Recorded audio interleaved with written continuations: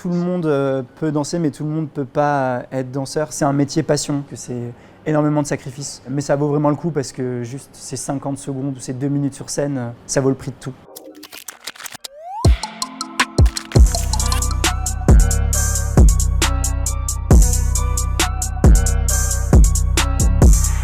Salut Melty, je m'appelle Andreas, j'ai 29 ans, je suis danseur professionnel et créateur de contenu. J'ai dansé dans pas mal de choses différentes. J'ai fait pas mal de classiques au Polish National Ballet à Varsovie où j'ai dansé Casse-Noisette, j'ai dansé Don Quichotte. J'ai dansé aussi à l'Opéra de Bordeaux. J'ai fait aussi un peu de néoclassique, j'ai fait du Forsyth, In the Middle et j'ai dansé aussi le Boléro de Béjart. Mon affection se porte plus sur la danse classique, mais il m'est arrivé également aussi de faire un peu de néoclassique, voire du contemporain. À l'âge de 9 ans, ma mère m'a inscrit en danse classique au Conservatoire de Toulouse. Ça m'a beaucoup plu. Ensuite, je suis parti à l'école de l'Opéra de Paris, puis au Conservatoire supérieur de Paris et j'ai terminé ma formation là-bas. Et depuis, je suis danseur professionnel, je danse sur scène, sur les réseaux, un peu partout. En 2015, je me suis blessé, j'ai pas pu danser pendant 9 mois et du coup, je me suis dit qu'il fallait que je trouve une source de revenus et en même temps une motivation pour rester en forme. Donc je me suis intéressé au mannequinat. J'ai commencé à contacter des agences de mannequins, sauf que j'avais pas vraiment un profil très mannequin, androgyne, grand, maigre, etc.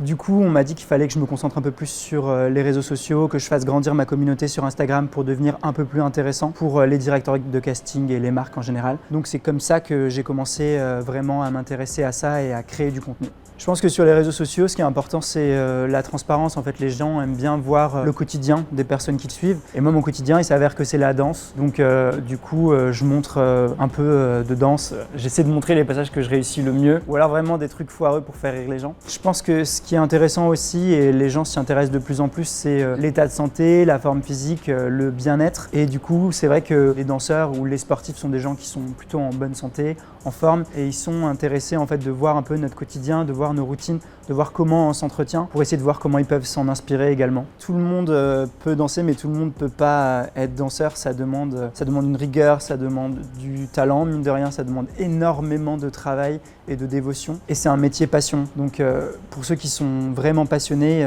ils ne voient pas les heures passées dans le studio, ils ne voient pas les sacrifices, parce que c'est énormément de sacrifices. Pour soi, mais aussi en fait pour nos proches parfois aussi. Mais ça vaut vraiment le coup parce que juste ces 50 secondes ou ces 2 minutes sur scène, ça vaut le prix de tout. Alors du coup, ma journée type, c'est environ 2 heures de danse le matin pour m'échauffer. Après, ça dépend si je suis sous contrat, j'ai des répétitions qui peuvent durer jusqu'à 18-19 heures. Ou alors, hors contrat, j'ai également des rendez-vous avec des agences ou des marques pour travailler avec eux, leur proposer des concepts, danser pour eux et travailler sur les réseaux en règle générale. C'est à peu près comme ça que ma journée se déroule.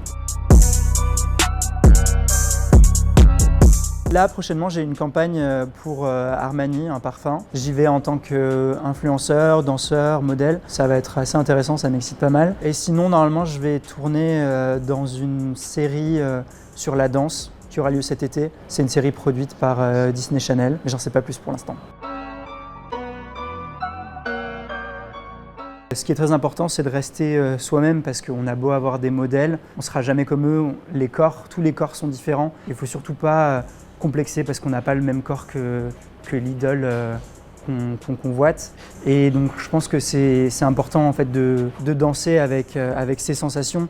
Et comme la danse, c'est quand même quelque chose d'assez visuel, il ne faut pas trop prendre la danse pour une forme, mais vraiment pour un fond. Que ce qui est le plus important, c'est vraiment le mouvement en général plutôt que des poses figées.